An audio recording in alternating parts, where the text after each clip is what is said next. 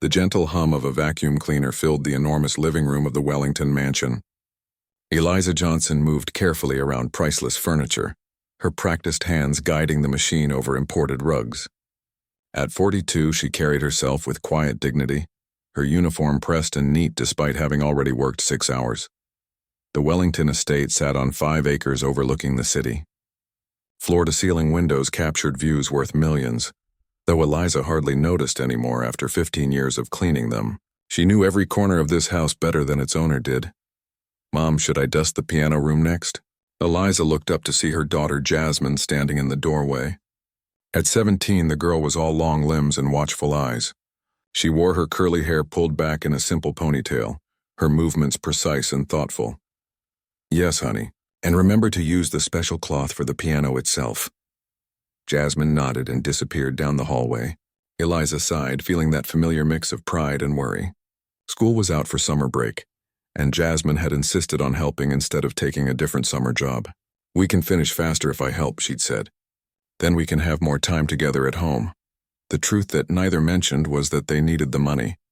Eliza's salary as head housekeeper kept them afloat, but just barely. Their small apartment across town wasn't much, but it was home. Filled with secondhand furniture Eliza had lovingly restored, and walls covered with Jasmine's academic achievements. Meanwhile, in the east wing of the mansion, Jasmine entered what the staff called the piano room. Really, it was a small ballroom with a stage at one end, where a magnificent Steinway grand piano sat gleaming in the afternoon light. The room would host 50 guests tomorrow night for one of Mr. Wellington's famous dinner parties. Jasmine set down her cleaning caddy and approached the piano carefully. Her fingers hovered above its polished surface, not quite touching. The instrument probably cost more than their apartment building. She began dusting methodically, starting with the bookshelves lining the walls. Classical music scores filled these shelves, most looking untouched. Mr. Wellington liked showing off his cultured taste more than he actually enjoyed classical music. As Jasmine worked, she hummed quietly to herself. It was a Chopin nocturne, one she'd been practicing for months. Her fingers moved slightly in the air, playing invisible keys. "Is someone singing in here?" Jasmine jumped, nearly dropping her duster. Mr. Wellington stood in the doorway, eyebrows raised. Richard Wellington was in his late 50s, tall and lean, with perfectly coiffed silver hair, and clothes that probably cost more than Eliza made in a month. He rarely spoke directly to the staff, generally relaying orders through his house manager. "Sorry, sir," Jasmine said quickly, dropping her gaze. "I was just cleaning," Mr. Wellington waved dismissively. "Carry on. Just checking that everything's ready for tomorrow." He glanced around the room with a distracted air. The piano tuner was supposed to come today, but he canceled. Something about a family emergency. He sounded annoyed, as though the tuner had inconvenienced him deliberately. From the hallway came the sound of Eliza's voice as she spoke to someone on her phone. Hearing her daughter's voice, she appeared in the doorway. "Mr. Wellington," she said with a respectful nod. "I didn't realize you were home already." Last-minute change of plans. He turned toward her, frowning. The piano tuner canceled. "Do you know anyone who could come on short notice?" Eliza hesitated, glancing at Jasmine. "Well, sir, actually, Mom," Jasmine whispered, shaking her head slightly. Mr. Wellington looked between them. "What is it?" Eliza straightened her shoulders. "Sir, my daughter has some experience with pianos. She might be able to tell you if it needs immediate attention." Mr. Wellington's eyebrows shot up as he turned to look at Jasmine with new interest. "You play piano?" Jasmine nodded reluctantly. "Yes, sir." A smile spread across his face, but it didn't quite reach his eyes. "Well, that's convenient. Why don't you play around with it for fun, see if anything sounds off? At least we'll know if we need to scramble for another tuner." The way he said "for fun" made it clear he didn't expect much. Jasmine felt her cheeks warm. Eliza spoke up. "Sir, Jasmine has been playing since—" "It's fine, Mom," Jasmine interrupted. To Mr. Wellington, she said, "I can check it for you." "Excellent." He clapped his hands once. "I need to make some calls, but I'll check back to hear your amateur assessment." With that, he strode out, already pulling his phone from his pocket. When he was gone, Eliza sighed. "I'm sorry, honey. I shouldn't have mentioned it." Jasmine shook her head. "It's okay. I can tell if it needs tuning, at least. What Mr. Wellington didn't know, what few people outside there neighborhood knew was that Jasmine Johnson had been playing piano since she was 4 years old. It had started with an old, upright piano at their church. The choir director had noticed little Jasmine picking out melodies by ear and had offered to teach her. When her talent became obvious, the church community had pooled resources to help pay for proper lessons. For 13 years, Jasmine had practiced whenever she could. On their church's piano, on a keyboard a teacher had given her, at the music store where they let her play the floor models, and most recently, at the community center where she volunteered teaching music to younger kids in exchange for practice time on their decent grand piano. Eliza had sacrificed everything to nurture her daughter's gift. Extra shifts, coupon clipping, taking in mending and alterations for neighbors, anything to pay for sheet music and lessons from increasingly accomplished teachers who often reduced their rates after hearing Jasmine play. Now, Jasmine approached the Steinway with reverence. She pulled out the bench and sat down, placing her fingers lightly on the keys without pressing them. The piano was clearly expensive, probably worth more than everything her family had ever owned. "Go ahead," Eliza said softly from the doorway. "I'll finish the living room." Left alone, Jasmine took a deep breath. She pressed one key gently, then another. The tone was rich and perfect. She played a simple scale, then a chord progression. The action was smooth, the sound magnificent. Almost without thinking, her fingers began to move through the opening of Bach's Prelude in C major. The familiar notes filled the room, each one crystal clear and resonant. She closed her eyes, letting muscle memory guide her. This wasn't just checking the tuning anymore. She was playing, really playing, on the finest instrument she had ever touched. In the hallway, the house manager paused, listening. Inside his office, Mr. Wellington was barking instructions to someone about wine selections when he noticed his manager hovering in the doorway. "What is it, Phillips?" "Sir, I think you might want to hear something." Frowning, Mr. Wellington followed him down the hallway. As they approached the piano room, the music grew louder. It wasn't simple scales or random notes. It was a complex classical piece being played with skill and feeling. Mr. Wellington slowed his steps. "Is that a recording?" Phillips shook his head. "No, sir. It's the housekeeper's daughter." They reached the doorway and stood silently watching. Jasmine sat at the piano, her back straight, head slightly bowed, fingers flying over the keys with confidence and grace. She had transitioned to Chopin now, a technically demanding piece that she played with apparent ease. Mr. Wellington's expression shifted from surprise to disbelief to something unreadable. In the far corner, Eliza had returned and stood watching her daughter with quiet pride. Sensing their presence, she turned and saw Mr. Wellington staring at Jasmine. The piece came to an end. In the silence that followed, Jasmine opened her eyes and saw her audience. She jumped to her feet, looking embarrassed. "I'm sorry, I was just checking the tuning like you asked." "That didn't sound like checking the tuning," Mr. Wellington said slowly. "That sounded like a conservatory student." Before Jasmine could respond, the doorbell rang. Phillips excused himself to answer it. "Where did you learn to play like that?"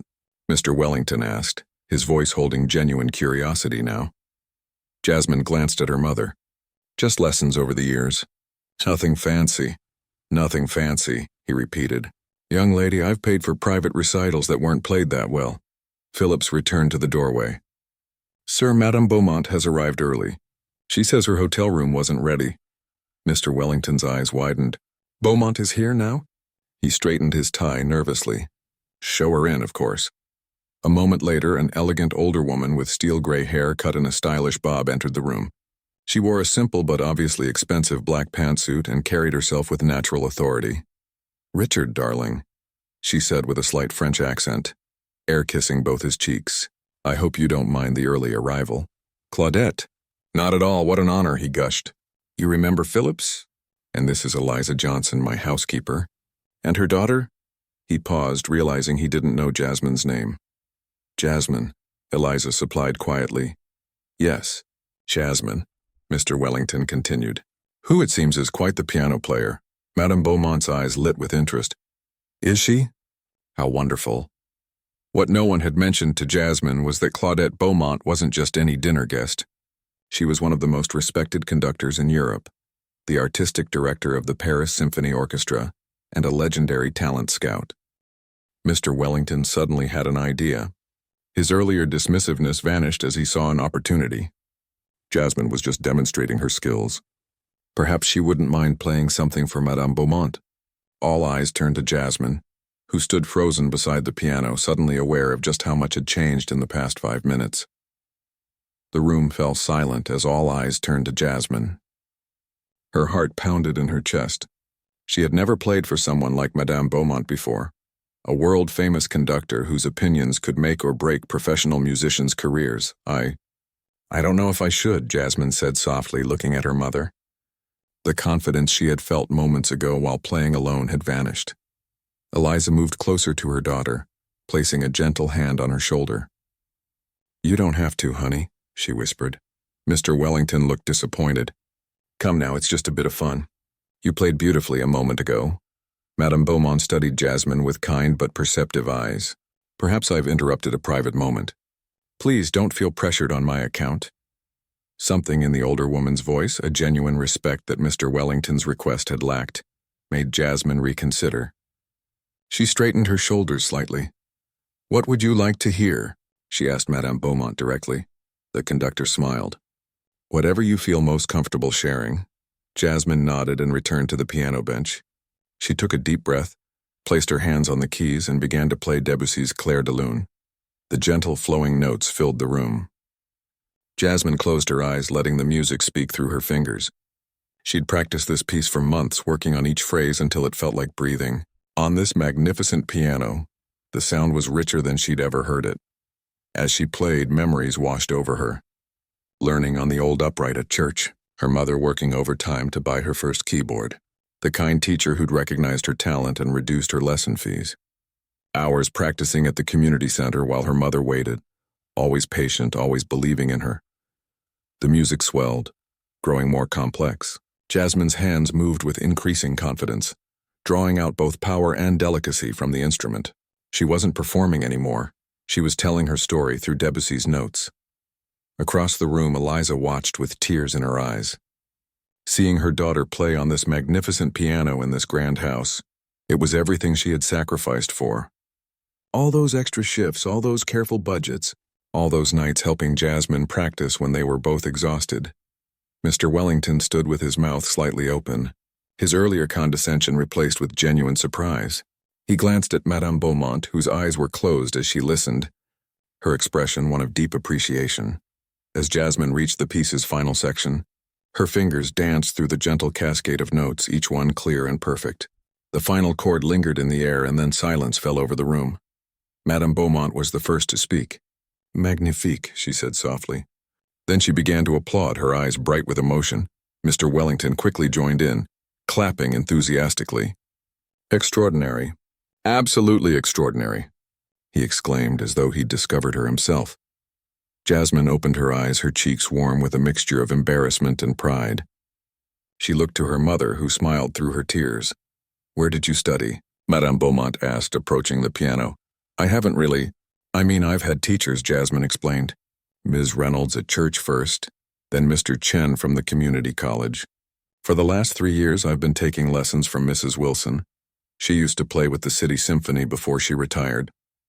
"And you've never had formal conservatory training?" Madame Beaumont asked, seeming genuinely surprised. Jasmine shook her head. "No, ma'am." Mr. Wellington inserted himself into the conversation. "Claudette, isn't this remarkable? The girl has raw talent."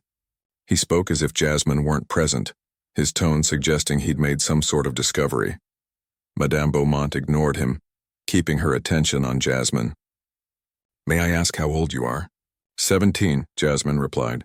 "And have you applied to any music schools?" A flicker of something, pain perhaps, or resignation, crossed Jasmine's face. "I was offered a scholarship to Westlake Conservatory last spring, but She trailed off, looking down at the keys. "She turned it down," Eliza said quietly from across the room. It was only a partial scholarship. Understanding dawned on Madame Beaumont's face. Even with financial aid, conservatory costs were prohibitive for many families. Mr. Wellington looked between them, processing this information. For perhaps the first time, he truly saw Eliza, not just as his housekeeper, but as a mother who had nurtured her daughter's extraordinary gift, despite limited resources. Would you play something else? Madame Beaumont asked. Perhaps something more technically challenging? Bach, perhaps?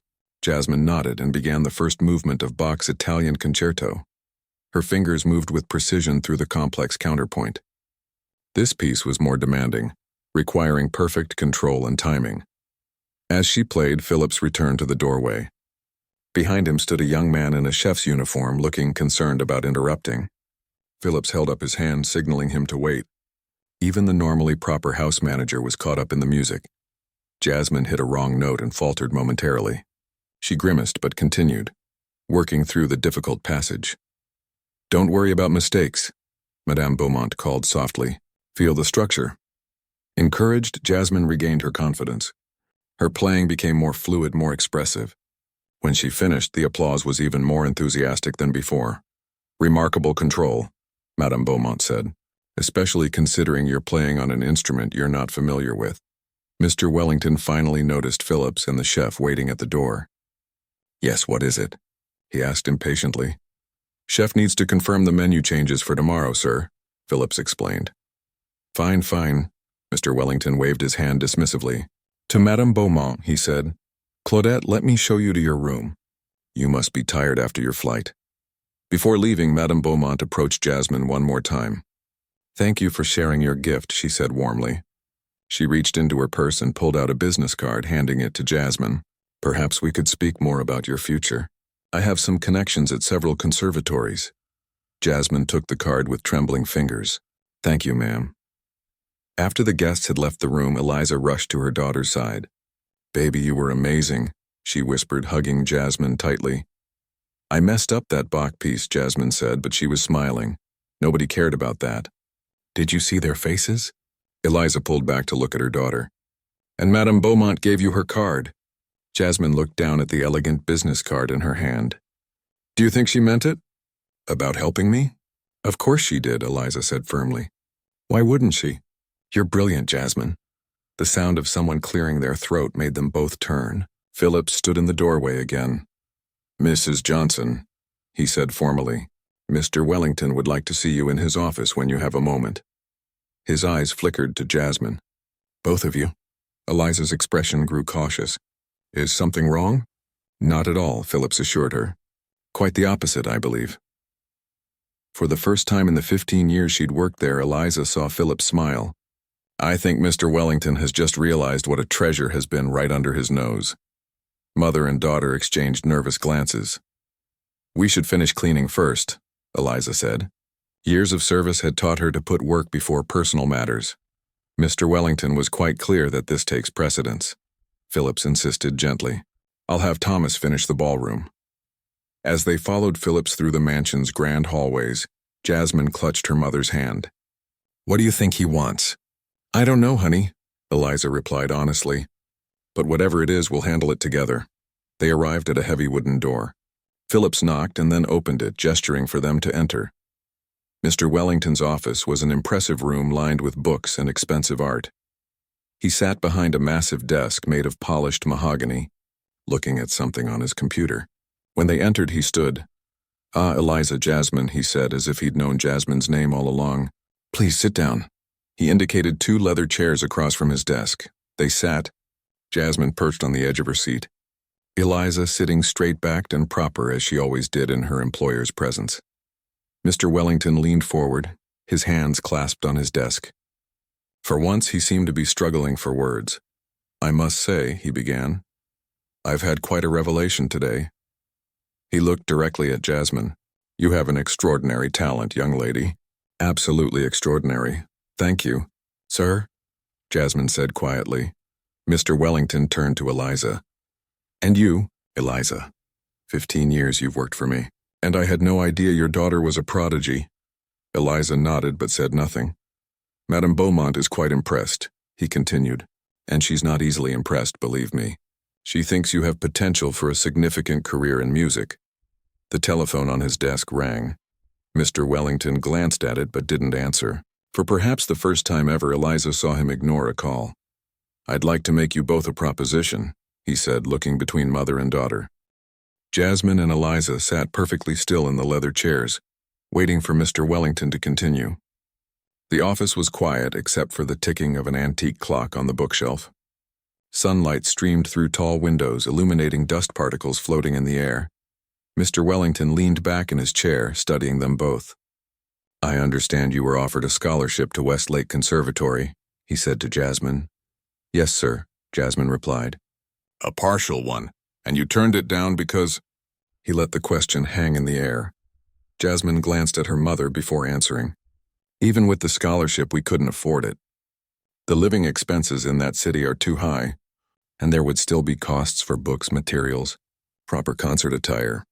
She trailed off, not wanting to detail their financial struggles. Eliza straightened in her chair.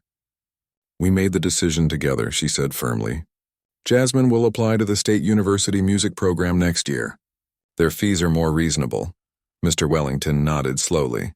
A sensible decision, but perhaps not the right one for someone with Jasmine's level of talent. He tapped his fingers on the desk. "Westlake is one of the top conservatories in the country. Their graduates go on to major orchestras, international competitions." "We're aware of Westlake's reputation, sir," Eliza said quietly. Mr. Wellington stood suddenly and walked to the window. With his back to them, he said, "I'd like to pay for Jasmine's education at Westlake. Full tuition, room and board, all expenses." The words hung in the air. Jasmine's eyes widened and she turned to her mother, whose expression had gone carefully blank. "That's very generous, sir," Eliza said after a moment, her voice measured. "But I'm not sure we can accept such an offer." Mr. Wellington turned around, surprise evident on his face. Clearly, he had expected gratitude, not hesitation. "May I ask why not?" "This is an exceptional opportunity." Eliza met his gaze steadily. "Mr. Wellington, I've worked for wealthy families for 20 years. I've seen how these arrangements can go. Generosity often comes with expectations." Jasmine looked between them, holding her breath. Mr. Wellington had the grace to look slightly embarrassed. "I assure you there are no hidden expectations. Consider it a scholarship, if you will, an investment in talent that shouldn't go to waste." "And if we accept," Eliza continued, "what happens when Jasmine doesn't perform exactly as expected? Or if your interest in her career fades? Financial support that can be withdrawn at any moment isn't really support at all." A flash of irritation crossed Mr. Wellington's face. He wasn't used to having his generosity questioned. "Mrs. Johnson, I'm offering your daughter the chance of a lifetime. Many would be grateful for such an opportunity." "Mom," Jasmine said softly, touching her mother's arm. "Maybe we should hear him out." Eliza took a deep breath. "You're right, honey." She turned back to Mr. Wellington. "I apologize for seeming ungrateful, sir. Your offer is very kind. We're just surprised." Mr. Wellington's expression softened. For the first time, he seemed to truly see the woman who had cleaned his house for 15 years. Her dignity, her protective love for her daughter, her careful pride. "No apology needed," he said, returning to his desk. "In fact, I should be the one apologizing. I've employed you for 15 years, Eliza, and until today I knew nothing about your family." That's not right." He sat down again, looking more human than Eliza had ever seen him. "Here's what I propose. Westlake has a special foundation for exceptional students. I serve on their board. I can arrange for Jasmine to receive a full scholarship through official channels. No personal strings attached." "A real scholarship?" Jasmine asked, hope creeping into her voice. "Completely legitimate," Mr. Wellington assured her, "based on merit, which you clearly have in abundance. It would cover everything: tuition, housing, meals, books, even a stipend for living expenses." Eliza's expression remained cautious. "That sounds too good to be true." "It's not," Mr. Wellington insisted. "These foundations exist precisely for students like Jasmine, extraordinarily talented but lacking financial resources." He leaned forward. "All it would take is one phone call and an audition, which, after what I heard today, would be a mere formality." A knock at the door interrupted them. Phillips entered with a tray of tea and cookies. "I thought you might like some refreshments," he said, setting the tray on a side table. "Thank you, Phillips," Mr. Wellington said, seeming slightly annoyed at the interruption. As Phillips arranged the cups, he caught Eliza's eye and gave her a small, encouraging nod. In that subtle gesture, Eliza read volumes.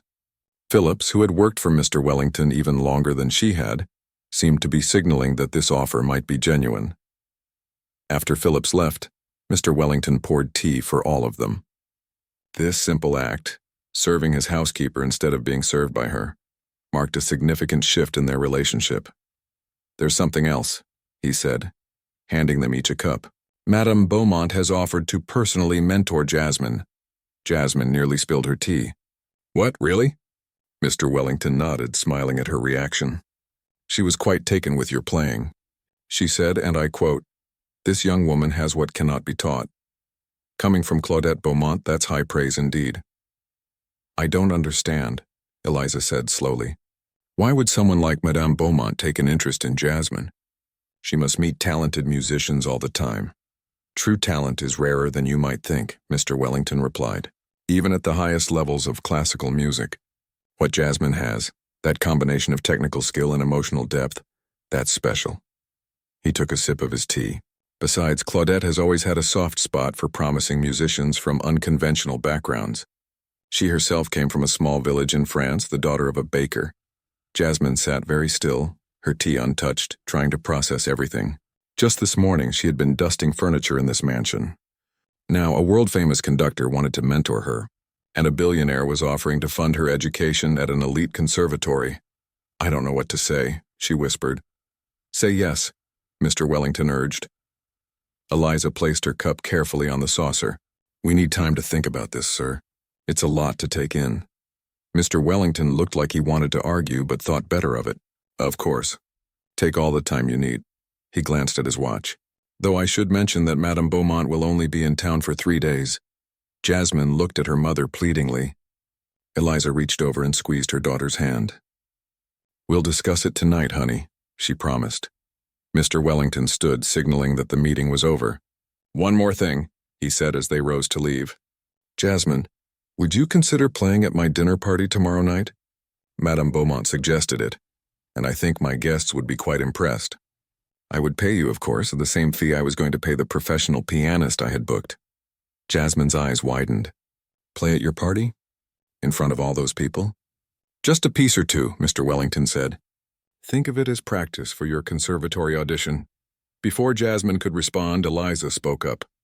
"If Jasmine agrees to play, she would be attending as a professional musician, not as my daughter helping with cleaning." "Is that clear, sir?" Something like respect flickered in Mr. Wellington's eyes. "Absolutely clear, Mrs. Johnson." Outside in the hallway, Jasmine could barely contain her excitement. "Mom, can you believe this is happening? Madame Beaumont wants to mentor me."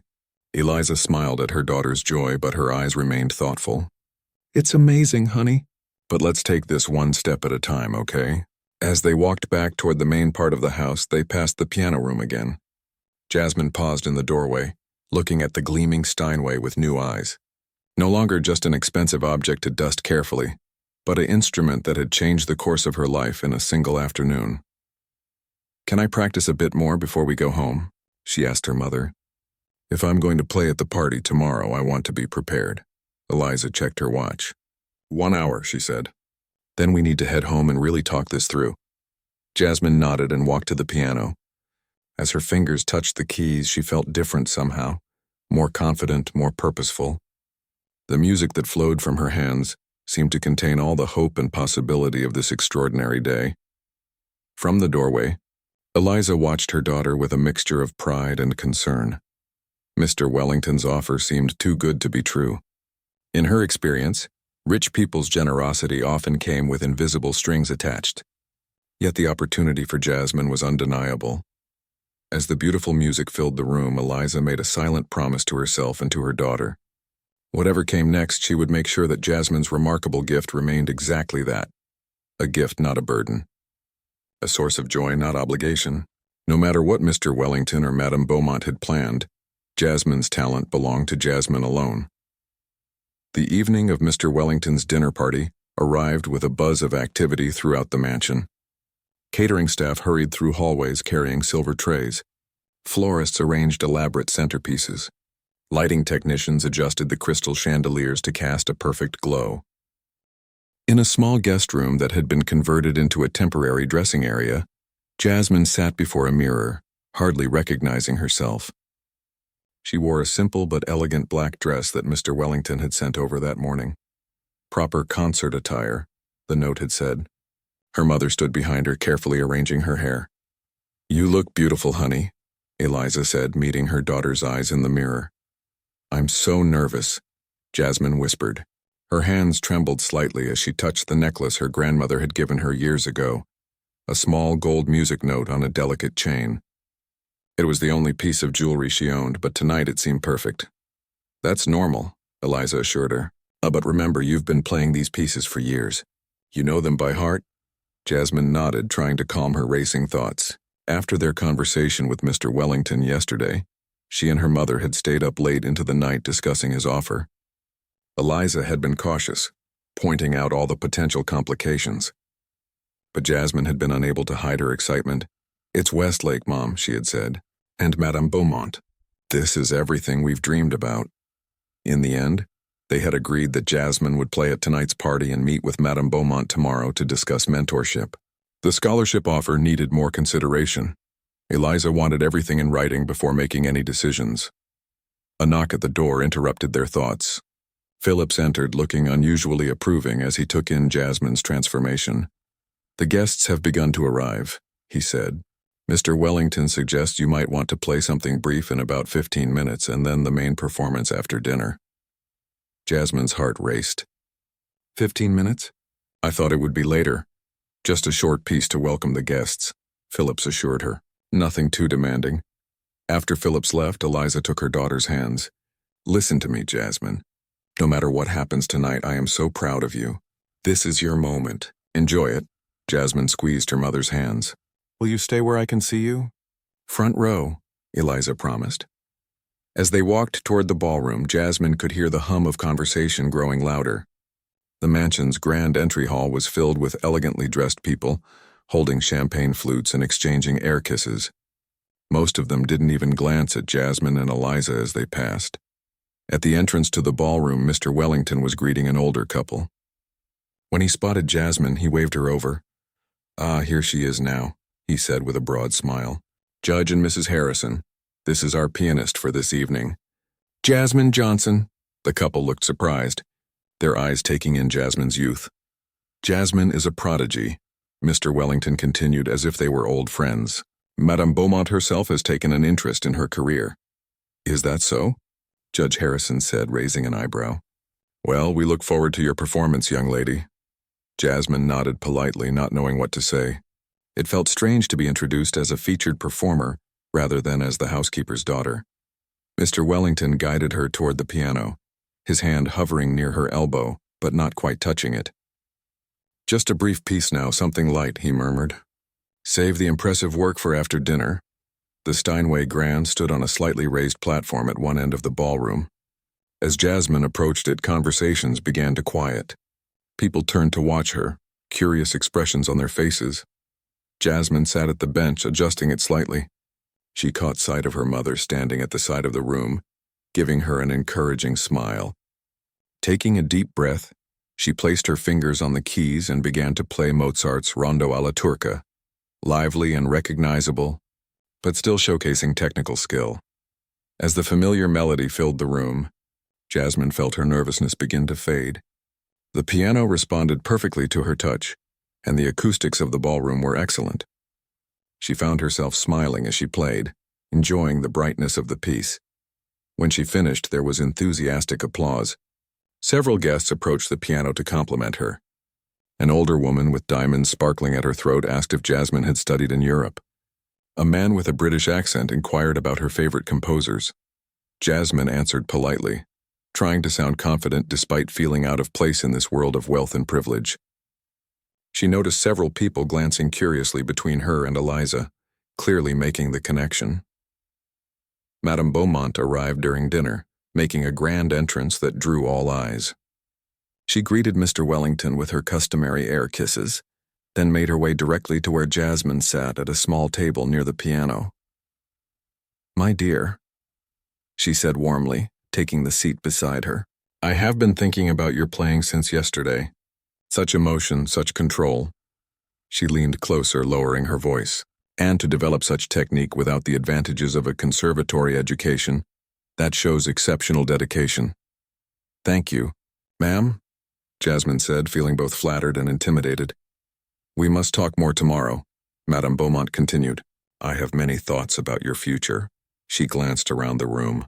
These people, they know how to appreciate fine wine and expensive art, but few truly understand music.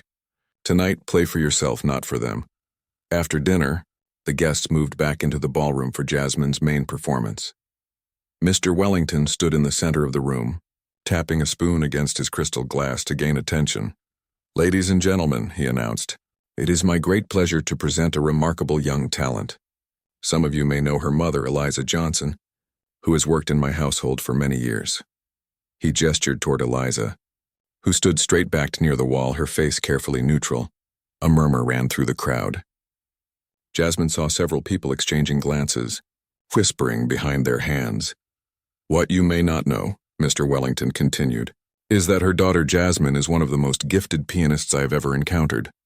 Don't take my word for it, Madame Beaumont, whom many of you know as the conductor of the Paris Symphony Orchestra, has recognized her exceptional talent.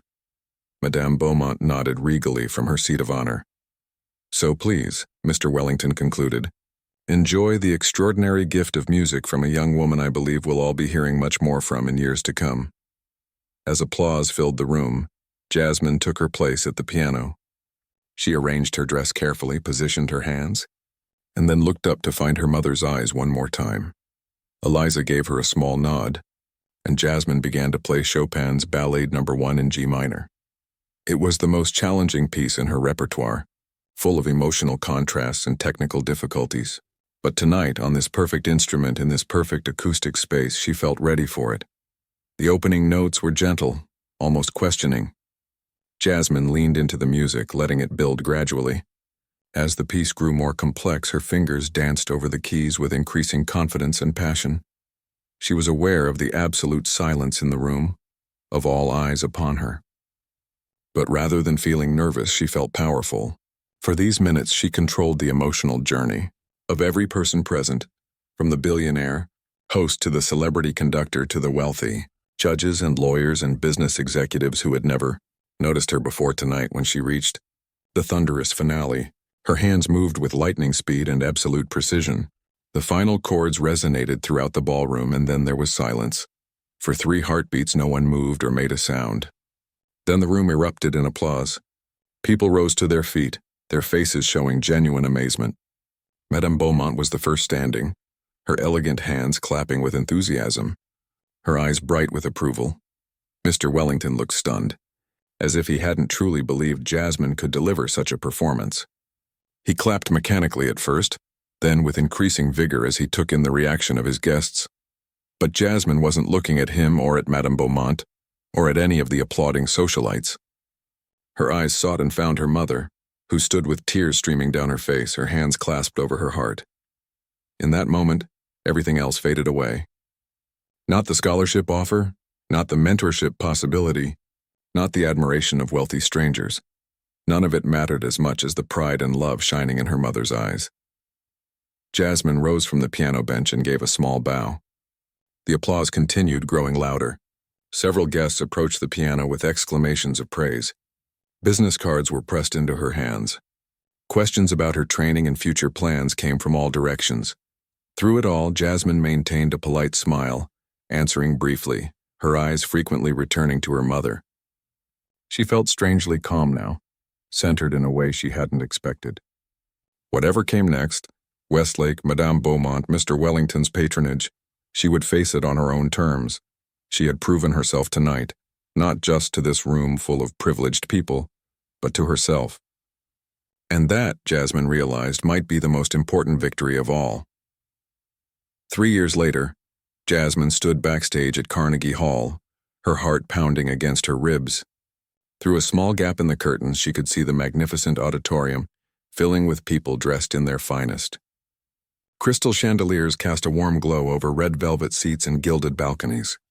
5 minutes, Miss Johnson, the stage manager said, clipboard in hand. Jasmine nodded, smoothing down her emerald green concert gown. The dress had been a gift from her mother for this special night, her debut solo performance at one of the world's most prestigious concert venues. A light touch on her shoulder made her turn. Eliza stood there looking elegant in a simple navy blue dress, her eyes shining with pride. "How are you feeling, honey?" she asked. "Terrified," Jasmine admitted with a small laugh. "But ready, I think." Eliza squeezed her daughter's hands. "You've worked so hard for this. Just play like you do at home, like it's just us."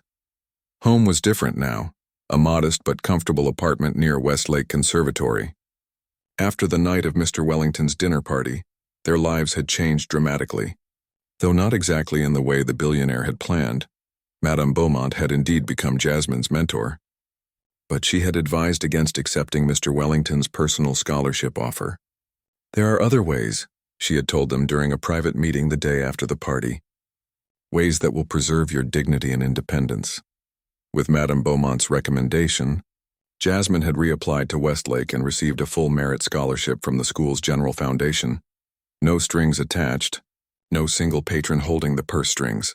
The conductor had also arranged for additional grants to cover living expenses and connected Eliza with a better-paying job at an upscale hotel near the conservatory, allowing her to leave Mr. Wellington's employment with her head held high. "Have you seen who's in the audience?" Jasmine asked her mother now, peeking through the curtains again. "Half your school from what I could tell," Eliza said with a smile. "And Madame Beaumont, of course." "Mr. Wellington is here too," Jasmine said quietly. "Third row center." Eliza's expression remained neutral. "Is he?" "I haven't seen him." Their relationship with Mr. Wellington had become complicated after they declined his direct financial support. Initially offended by what he perceived as ingratitude, he had eventually come to respect their decision. Over the past 3 years, he had attended several of Jasmine's performances at Westlake, always applauding enthusiastically but maintaining a careful distance. 2 minutes, the stage manager announced. Eliza hugged her daughter tightly. "I'll be right here backstage. Go show them what you can do." Jasmine took a deep breath and nodded. As her mother stepped away, another figure approached. Professor Chen, her primary instructor at Westlake. "Remember what we discussed," the older woman said briskly. "The list can be a showpiece, but don't sacrifice emotion for flash. And take your time with the Debussy. Let it breathe." "Yes, Professor," Jasmine said, grateful for the familiar technical advice that helped steady her nerves. "You're ready," Professor Chen said, her usual stern expression softening slightly. "More than ready." The stage manager gave the final signal. Professor Chen squeezed Jasmine's shoulder once, then disappeared into the wings. Jasmine stood alone in the darkness, waiting for her cue. The announcer's voice rang out. "Ladies and gentlemen, Westlake Conservatory is proud to present Jasmine Johnson in her Carnegie Hall debut performance." Applause filled the hall as Jasmine walked onto the stage. The spotlight felt warm on her skin as she approached the magnificent Steinway Concert Grand. She took her bow, her eyes scanning the audience. There was Madame Beaumont in the front row, elegant as always. Mr. Wellington a few rows back, looking somewhat older than she remembered. Her classmates from Westlake, her professors, music critics, and strangers who had come to hear a promising new talent. Jasmine sat at the piano, adjusted the bench, and placed her hands on the keys. In that moment of silence before the first note, she thought about the journey that had brought her here, from playing on an old upright piano at church to performing at Carnegie Hall. She thought about her mother's sacrifices, the teachers who had believed in her, even Mr. Wellington's misguided attempt at patronage that had, despite everything, helped open doors. She began with Bach, the same piece she had played that day in Mr. Wellington's ballroom when Madame Beaumont first heard her. Her fingers moved confidently over the keys, drawing out the complex counterpoint with clarity and precision. As the familiar music flowed through her, Jasmine felt her nervousness fade away, replaced by the pure joy of creating something beautiful. From Bach she moved to Debussy, then to a challenging Prokofiev sonata that showcased her technical growth over the past 3 years.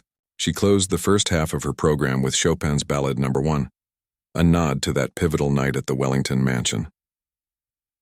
During intermission, Jasmine returned backstage where her mother waited with a bottle of water. "You're doing beautifully," Eliza said, helping her daughter blot her face with a tissue. The Chopin brought tears to my eyes. "Good tears. I hope," Jasmine said with a smile. "The best kind," Eliza assured her. When Jasmine returned to the stage for the second half, she felt a new energy in the room. The audience leaned forward in their seats, drawn in by her playing, eager for more. She moved through Schubert and Brahms, then paused before her final piece. "I'd like to end tonight with something special," she told the audience, speaking into the microphone for the first time. "3 years ago, I was dusting a billionaire's piano when he asked me to play it for fun. He had no idea that music was my life's passion." A ripple of interest moved through the audience. In the third row, Mr. Wellington shifted in his seat. "That moment changed my life," Jasmine continued. "It taught me that sometimes opportunities come in strange ways, and that talent deserves to be seen and heard, regardless of where it comes from." She glanced toward the wings where her mother stood watching, then back to the audience. "My final piece tonight is Liszt's Un sospiro. In Italian, that means a sigh. To me, it represents all those moments when we yearn for something that seems just out of reach, and the joy that comes when we finally grasp it." Jasmine began to play, her hands crossing over each other in the distinctive technique the piece required. The cascading arpeggios created a shimmering effect, like water catching sunlight. The melody sang out above them, sometimes plaintive, sometimes triumphant. As she played the final section, building toward the climax, Jasmine felt a deep sense of gratitude wash over her. For her mother's unwavering support, for Madame Beaumont's guidance, for Professor Chen's exacting standards, even for Mr. Wellington's initial condescension that had ironically led to this moment. The final chords resonated throughout the hall, and then silence fell. Jasmine lowered her hands to her lap, head bowed for just a moment. Then the applause began, tentative at first, then building to a thunderous standing ovation. She stood and bowed, smiling as people continued to clap and cheer. Flowers were brought to the stage, roses from her fellow students, an elaborate arrangement from Madame Beaumont. To her surprise, a stagehand brought forward one more bouquet, white lilies, her favorite. The card simply read, "Thank you for the music. R.W." After taking her final bows, Jasmine hurried backstage where her mother waited with open arms. They held each other tightly, no words necessary between them. Later that night, at the small reception held in Jasmine's honor, critics and music directors approached her with congratulations and, in some cases, offers.